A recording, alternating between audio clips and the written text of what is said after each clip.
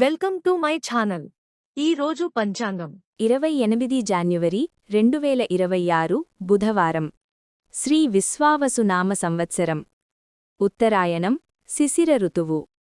మాఘమాసం శుక్లపక్షం. సూర్యోదయం ఉదయం 6:52 నుండి. సూర్యాస్తమం సాయంత్రం 6:05 వరకు. తిథి దశమి సాయంత్రం 4:34 వరకు. తరువాత ఏకాదశి. నక్షత్రం కృతిక ఉదయం 9:25 వరకు. తరువాత రోహిణి. వర్జ్యం రాత్రి 12:09 నుండి రాత్రి 1:37 వరకు.